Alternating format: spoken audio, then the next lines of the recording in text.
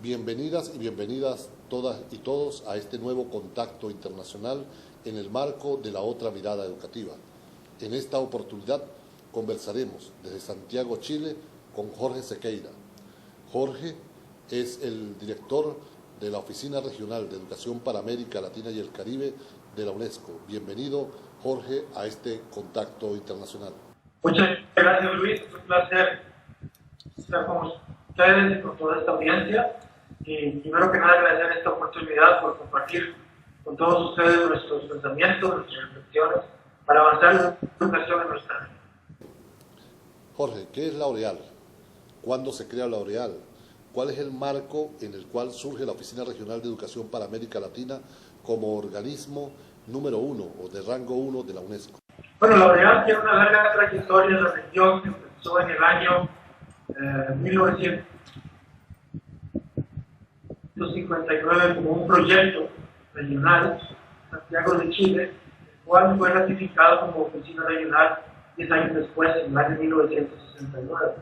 Y con el tiempo se ha expandido a varios temas que se relacionan con el mandato universal de la UNESCO en la región, sobre todo, pero no solamente, en el campo de la educación.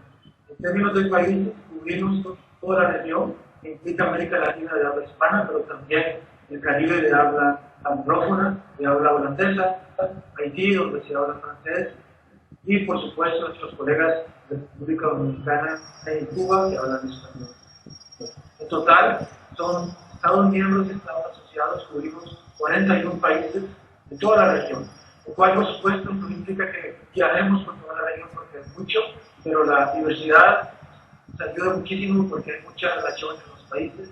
La cooperación sur está haciendo una entrada muy fuerte. Venezuela es un buen ejemplo para mostrar. Eso nos permite que muchas veces, sin necesidad de ir a un país, podemos ayudarle a los países debido a que los países entre ellos se ayudan muchísimo y la colaboración existe en los sistemas educativos.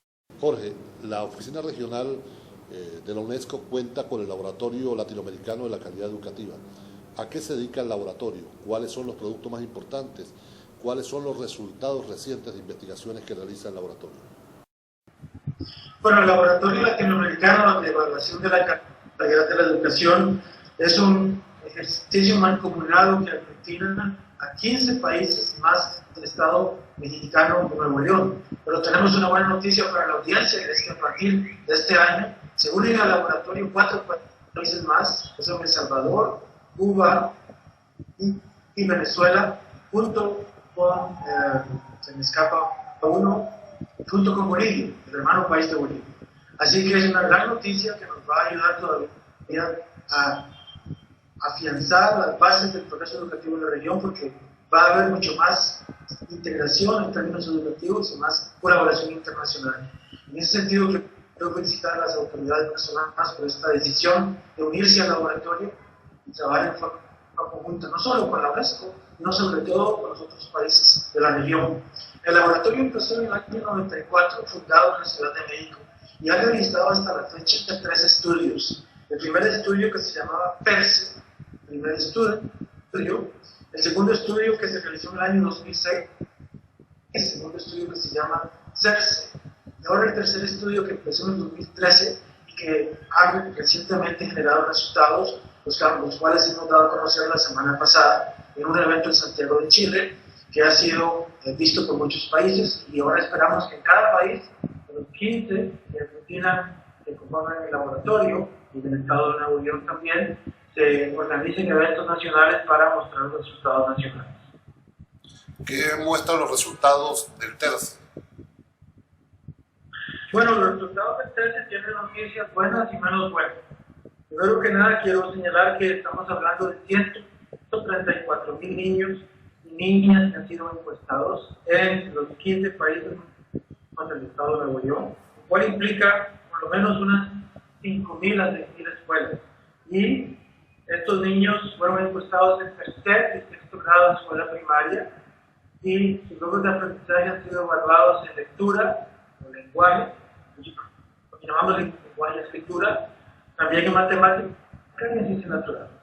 Entonces, esos son los 3 temas que nos interesan medir, el logro de aprendizaje de los niños en estas escuelas. Y como le he dicho, la noticia es buena por un lado, pero no tanto. La región ha crecido en términos de cobertura y de acceso a la educación, y eso hay que recalcarlo y hay que considerarlo positivamente. Se han hecho muchos esfuerzos en muchos países en inversión, como formación docente, en construcción escolar, y sobre todo en organizarse de esta forma que los niños y las niñas vayan a la escuela y permanezcan en ella. De hecho, muchos países de la región han alcanzado o están a punto de alcanzar la meta número 2, educación para todos, que es educación de cobertura, educación primaria de cobertura universal. Pero hay una gran crisis de aprendizaje mundial que también se refleja en nuestra región, y hay que reconocer que, sin embargo, a pesar de que ha habido mucha cobertura, todavía quedan muchas deficiencias en términos de logros de aprendizaje. Estamos hablando de la eficacia de los sistemas educativos. Estamos hablando de lo que los niños saben y han aprendido en las escuelas. Y en ese sentido, aunque ha habido progreso en todos los países, hay que reconocerlo, logros de aprendizaje, la gran mayoría de los países, de los niños de los países encuestados, se sitúan en los estratos más bajos de desempeño. Hay 4 estratos, el nivel más bajo es el número 1, el cuarto estrato que es el más alto.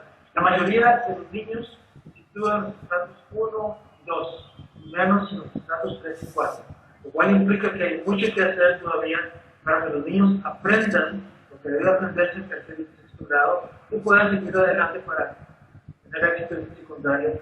Jorge, pero la prueba es una fotografía, una simple fotografía de un momento concreto de la educación. El laboratorio realiza estudios en profundidad para determinar las causas por las cuales ocurre esa fotografía. Exactamente, la prueba es una foto en el momento que se hace el análisis y la encuesta de la región en los países que están en la muestra y en las escuelas de niños que están en la muestra. Y también tenemos algo muy interesante que se ha lanzado hace pocos días también, es lo que llamamos los factores asociados al desempeño escolar. O sea, estamos hablando de cuáles son los factores asociados a los niños o a los estudiantes, a las escuelas y a los docentes, prácticas pedagógicas, formación inicial y continua, etc. Esos 3 niveles de factores asociados nos permiten no solo elucidar las causas de por qué un país tiene rezago, no ha avanzado o ha avanzado, y sobre todo cuál es la clase de política pública que hay que tomar en cuenta y diseñar para mejorar los logros de aprendizaje. De hecho, estamos pensando ya en una segunda etapa, en el segundo semestre de este año, que no basta con solo dar a conocer logros de aprendizaje. Tenemos que también, con los otros centros directores de escuela y con los ministros y decidores del Ministerio de Educación, tenemos que trabajar para mejorar las prácticas, por un lado en el aula, en las escuelas, y por otro con las políticas nacionales educativas. Y para ello estamos lanzando una publicación que justamente va en esta dirección. Cómo mejorar el entorno escolar para que los logros de aprendizaje se consoliden y se mejoren, y cómo mejorar las políticas educativas a largo plazo para que a nivel nacional el logro de aprendizaje también se mejore. Cuando tú hablas de rendimiento de aprendizaje, está considerada la variable cantidad de alumnos por docente, porque quienes hemos trabajado en el aula, que tenemos experiencia docente con niños en aula, sabemos que se nos suele sugerir que trabajemos, por ejemplo, con pedagogías activas, pero la implementación o el desarrollo de las pedagogías activas dependen en buena medida de la cantidad de alumnos con las cuales cuente un docente. No se le puede pedir a un docente que realice pedagogías activas con 40 o 50 estudiantes, o estaría en condiciones desfavorables respecto a un docente que tenga 20 o 15 estudiantes. Lo ideal, precisamente, para este tipo de pedagogías. Claro, definitivamente tenemos evidencia empírica que menos niños en una aula de clase permite al docente dedicarse más, casi en forma individual o por grupo de trabajo, a los niños en su clase. Entre más grande es la clase, 50 o 60 niños, pues menos atención el docente puede brindarles, sobre todo a niños con más necesidad o que requieren más atención. También tenemos otro fenómeno en la región, que son los países en los cuales se enseña en multigrado. Existen países en multigrado, lo cual hace que no solo uno de ustedes está dirigiendo un aula de un nivel, sino que hay niños de otros niveles también en la misma aula, lo cual un poco deteriora el ambiente escolar y hace que el docente tenga que multiplicarse, por decirlo así, pues, en todas sus capacidades. Todos esos elementos han sido tomados en cuenta y, por supuesto, tenemos prácticas educativas de nivel internacional que recomiendan los mejores métodos para mejorar el ambiente escolar. Pero definitivamente tenemos que instalar el tema principal, es el siguiente, y es que para mejorar el entorno educativo, para mejorar el ambiente escolar, para mejorar los logros de aprendizaje, nuestra atención debe ser focalizada en el docente y en el director de escuela o la directora de escuela. Con ello quiero mencionar la formación inicial, la formación continua, las carreras alternativas, pero también, por supuesto, la valoración social que tiene que tener el docente, que hemos notado con preocupación que se ha perdido en nuestra región. Jorge, en esta dirección existen algunas investigaciones que haya realizado la Oficina Regional de Educación para América Latina y el Caribe de la UNESCO, el laboratorio o cualquier otro proyecto asociado que nos permita determinar cuál debe ser el énfasis de la orientación en la formación docente o en las prácticas pedagógicas o en los salarios de los docentes y sus condiciones de trabajo, cuál debe ser el énfasis de la investigación, incluso del trabajo de reformas para poder impactar a los aprendizajes. Bueno, hay varios elementos críticos para mejorar la práctica docente y, por supuesto, los docentes mismos. Definitivamente las condiciones salariales, las condiciones laborales, los reconocimientos son muy importantes. Pero también tenemos que pensar en los estudiantes que entran en la pedagogía. ¿Qué clase o qué tipo de perfil es requerido para ser un docente, luego un director de escuela? ¿Y qué tipo de capacidades son las que una persona tiene que absorber para lograr y llegar a ser un docente con buen desempeño? Veamos, por ejemplo, el caso de las TIC. Creo que Venezuela es un buen ejemplo porque ustedes tienen el plan Canaima, que tiene bastante éxito. Sabemos que no todos los docentes hoy en día están capacitados para manejar las TIC, sobre todo la introducción de las TIC en el aula. Entonces la pregunta es, ¿cuál es la formación inicial que un docente necesita para poder manejar la herramienta TIC y utilizarla en un modelo pedagógico que permita avanzar, que permita aprender mejor y con más capacidad, no solo de los estudiantes, pero también de los docentes?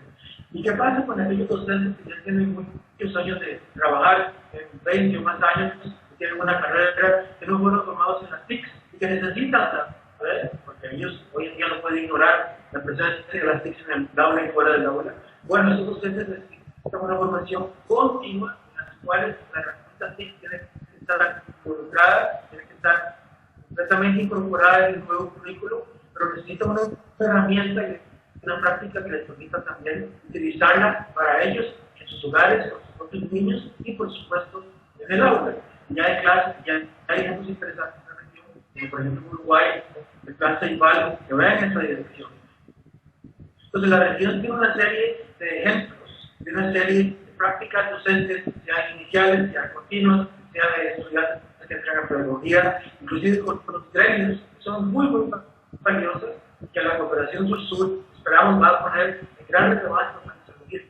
El estudio nuestro solo muestra los grandes índices, los grandes hallazgos, pero nos toca ahora trabajar con los países, sobre todo a los países llevar a la iniciativa, ellos mismos con nosotros, para poder llevar una práctica docente de mucha más envergadura, de mucho más impacto en el. Jorge, buena parte del movimiento pedagógico internacional ha expresado abiertamente su oposición a pruebas estandarizadas como PISA. Hace unos meses conocimos la carta que dirigieron un conjunto de pedagogos norteamericanos al respecto y más recientemente 233 pedagogos investigadores le dirigieron una carta a la directora general de la UNESCO donde expresan su preocupación respecto a las pruebas PISA, la estandarización de pruebas que miden solo determinados aprendizajes en lengua, en matemáticas, en ciencia y en informática. ¿En qué se diferencian las pruebas del Laboratorio de Calidad de la Educación de la ORIAL de las pruebas PISA? Bueno, hay diferencias y hay algunos factores comunes, pero sin menoscabo del trabajo que hacen nuestros colegas de la OCDE, de ese nivel mundial, lo que hace el Laboratorio Latinoamericano de Calidad de la Educación, el reciente estudio que hemos completado, certificado por la semana pasada, implica que de los 16 países en los que estamos trabajando y ahora 20, el estudio pertenece a los países, no pertenece a una organización internacional. Nosotros somos los facilitadores, somos aquellos que simplemente dan formación y por supuesto vamos a los países involucrados para guiar y orientar a los profesores especializados en calidad de la educación, para mejorar las prácticas y sobre todo para llevar a cabo el estudio, el diseño de la muestra, el diseño de los ítems y las bases de datos de forma internacionalmente comparable. Eso es importante. A diferencia de PISA, este estudio realmente pertenece a los países. Para ello tenemos una red de coordinadores nacionales en los 15 países, más el estado de Nuevo León. Esperamos que ustedes en Venezuela van a nombrar pronto un coordinador nacional, el cual va a representar a Venezuela en la red de coordinadores, va a participar en las decisiones del grupo y también va a recibir información y insumos de nuestra parte. Es una gran diferencia con respecto a la forma en que PISA se lleva a cabo. Otra gran diferencia es que PISA simplemente trabaja a nivel de secundaria y nosotros trabajamos a nivel de educación primaria, en tercer y sexto grado. Pero más allá, tal vez lo más interesante son los rangos. A nosotros no nos interesa comparar país con país, porque ese no es el punto. No se trata de decir quién va ganando la carrera. Por supuesto que algunas personas van a querer comparar al final de las tablas cuál país está más adelantado que otro, pero eso no es el punto. Lo que no nos interesa es comparar entre países. Lo que sí nos interesa es comparar un país contra sí mismo para que el país pueda analizar el rezago, el progreso, el estancamiento o la consolidación que necesita llevar a cabo para seguir avanzando. Y eso ha dado muy buen resultado, porque en el estudio TELTE que acabamos de terminar la semana pasada, se demuestra que hay países que han hecho un progreso considerable contra ellos mismos. Se reconoce el esfuerzo, no solo en términos sustantivos, sino también en inversión, en términos generales, que las pruebas CERCE, que tuvieron lugar hace unos años, sirvieron para que avanzara. Hoy en día la prueba CERCE demuestra que hubo un cambio tangible y demostrado, y hay que seguir adelante. Eso tiene mucho más valor que compararse entre países. Eso, en mi perspectiva, es la gran diferencia que existe entre PISA y la prueba CERCE. Jorge, una tarea asignada históricamente a los sistemas escolares fue la construcción de ciudadanía. Las pruebas de medición de calidad que se vienen aplicando a nivel internacional no han encontrado un mecanismo que permita valorar, ponderar qué están haciendo los sistemas escolares en materia de construcción de ciudadanía. El laboratorio y la ORIAL se plantea un desafío en esa línea de trabajo, cómo poder indagar respecto al impacto en el presente de los sistemas escolares en la construcción de ciudadanía. Excelente pregunta, Luis. Se trata de lo siguiente: la prueba CERCE, igual que la prueba PISA, mide logros de aprendizaje académicos, escritura, lenguaje, lectura, ciencias naturales, matemáticas, igual que en otras pruebas a nivel mundial. Esos son logros académicos. En el mundo actual hay una verdadera crisis de aprendizaje. Y lo que la UNESCO dice a nivel mundial y a nivel regional es que los sistemas de educación deben formar ciudadanos completos, que van más allá de los logros académicos que no bastan. Por supuesto que son importantes para poder tener habilidades y destrezas, para poder encontrar un trabajo, pero ¿qué pasa con las partes que llamamos habilidades o habilidades blandas o soft skills en inglés? Por ejemplo, resolución de conflicto, por ejemplo, la tolerancia hacia el otro, por ejemplo, la creatividad, por ejemplo, la innovación, o simplemente la vida en sociedad, simplemente como lo llama el reporte de Loras, que lanzó UNESCO hace algunos años, cómo vivir juntos y en armonía, learning to live together, para ponerlo en inglés. Es muy importante que los sistemas de educación formen ciudadanos completos, y ese es el gran tema que nos está motivando este año y los años a venir, es la educación para la ciudadanía mundial, y eso se logra a nivel curricular en lo que llamamos los soft skills o las habilidades blandas que acabo de mencionar. Y un niño que va creciendo a ser adolescente y luego adulto, es una persona que tiene que tener ambos requisitos curriculares bien desarrollados por el sistema educativo. La parte académica, que medimos a través de los logros de aprendizaje, que se pueden ampliar, pero la parte también que se llaman las habilidades blandas para realmente llegar a ser un ciudadano integral y completo. En nuestra región hemos notado que las habilidades blandas pasan por los valores de democracia, por los valores de derechos humanos, por los valores de tolerancia, que hoy en día se ven, por supuesto, en peligro por la situación que existe en algunos países de la región. Estoy hablando de inmigración o de inmigración, estoy hablando de violencia, de narcotráfico. Esos valores fundamentales del individuo que empiezan a edad muy temprana se llaman habilidades blandas que el sistema educativo y el docente tienen que aprender a inculcar en los niños.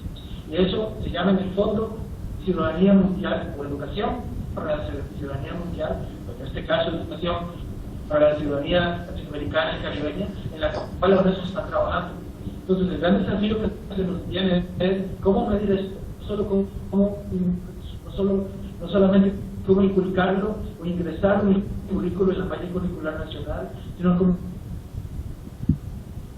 cómo medirlo, cómo saber que los niños van a lograrlo, que el docente lo está haciendo bien, tiene impacto en la sociedad. Ese es el gran tema que seguramente nos va seguramente a interesar muchísimo en los años a venir, con indicadores, con buenas prácticas, con intercambios y sobre todo con mediciones que nos permitan saber que estamos generando niños, adolescentes y adultos que son ciudadanos completos de la vida.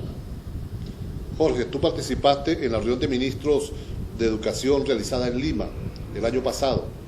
Allí se abrió un debate respecto al propio término de calidad educativa y se acordó ir a una consulta de expertos que prepararon una reunión ministerial respecto a una definición consensuada de calidad de la educación.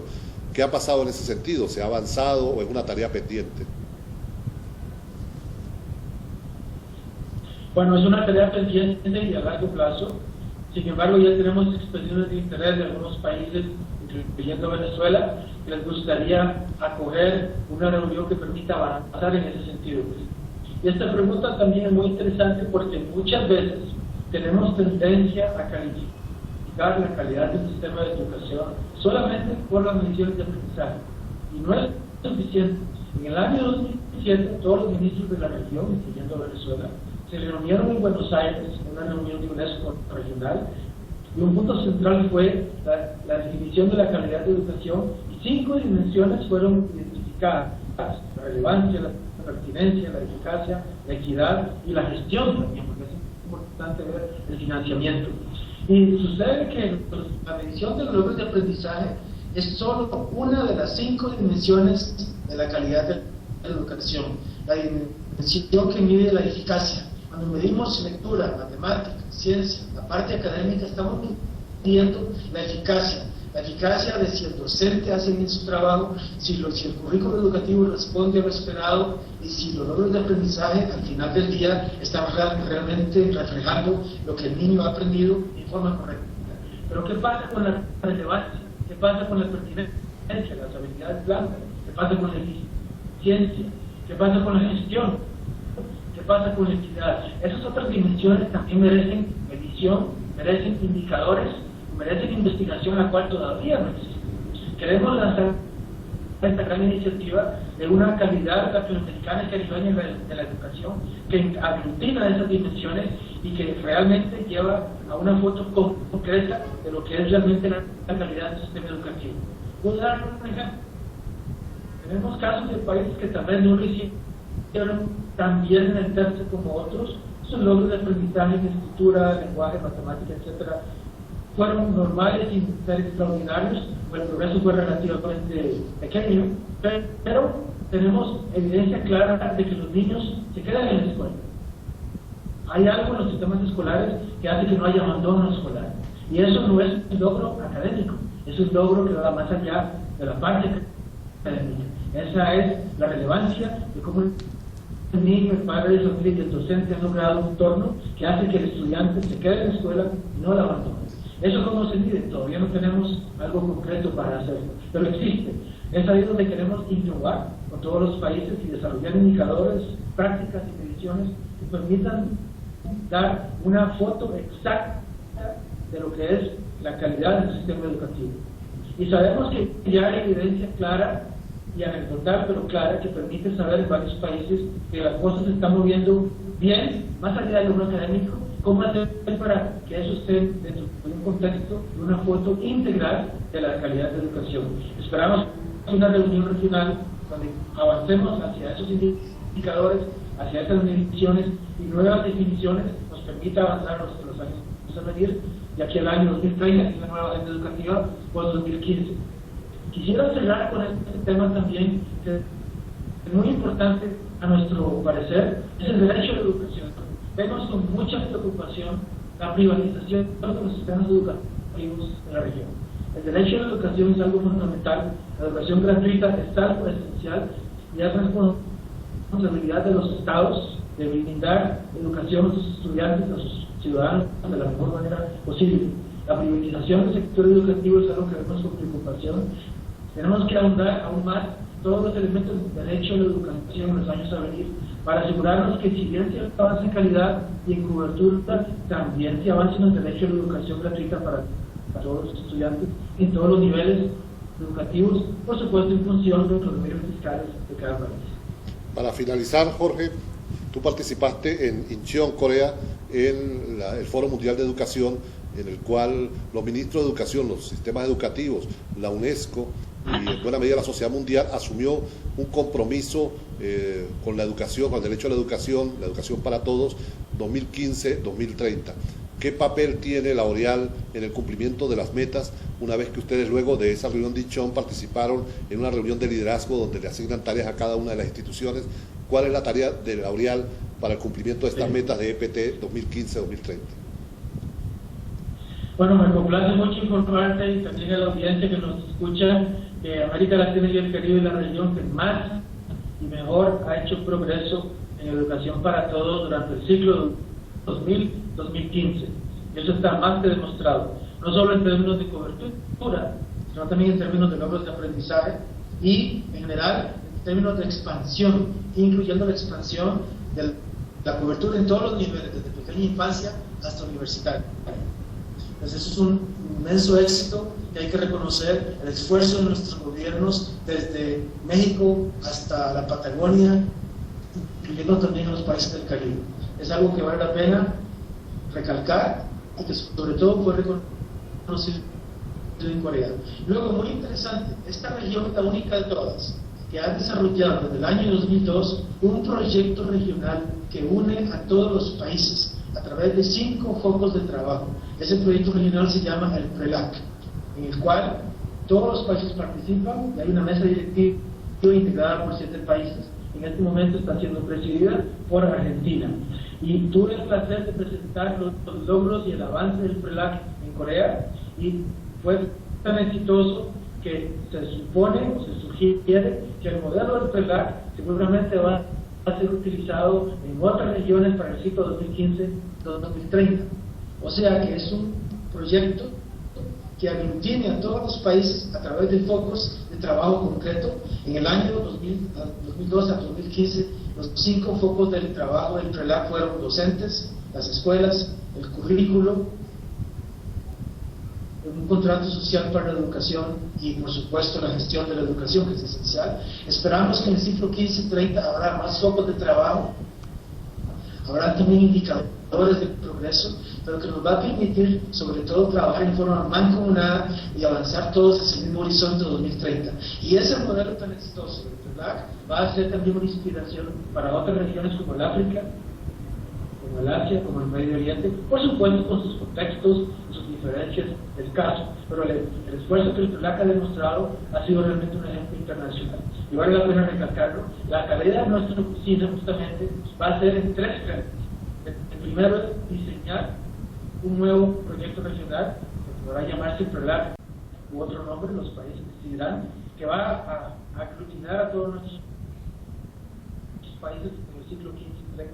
La segunda tarea va a ser diseñar un modelo de implementación, un marco de acción sobre cómo vamos a trabajar todos juntos con el PRELAC, porque tenemos que trabajar con las otras agencias, por ejemplo con CELAC, con UNASUR, con Mercosur, con los grupos regionales y subregionales. Y el tercero, pues, ¿cuál es el valor añadido de la UNESCO? Porque por supuesto no podemos hacer todo, tenemos que hacer una división de trabajo inteligente. Algunos países estarán más avanzados que otros. La UNESCO, por ejemplo, pensamos que tenemos mucho que aportar en docentes, en calidad de educación, en educación para la ciudadanía mundial, pero hay otros temas en que otras agencias o ONGs países lo hacen también muy bien. En alfabetización, tenemos el plan Yo Sí Puedo, la Misión Robinson, o en pequeña infancia, donde tenemos ONGs que lo hacen muy bien, o inclusive la UNICEF, que es una agencia hermana. Entonces tenemos que tener una división de trabajo inteligente, de manera que todos nos unamos y trabajemos en una verdadera coalición 15-30 para la educación, todos avanzando al mismo tiempo. Esas son las tres grandes tareas que queremos este año formular para, a partir del 1 de enero de 2016, empezar a trabajar todos juntos. Conversamos hoy desde Santiago, Chile, con Jorge Sequeira. Jorge es el director de la Oficina Regional de Educación para América Latina y el Caribe de la UNESCO.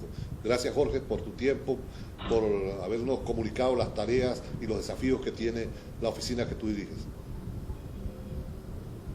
Ha sido un placer y espero tener esta oportunidad cuando ustedes necesiten o lo ameriten. Con mucho gusto, la UNESCO es su casa, a distancia o físicamente en Santiago. Bienvenidos a la UNESCO y siempre muy complacidos de compartir nuestra experiencia con todos ustedes.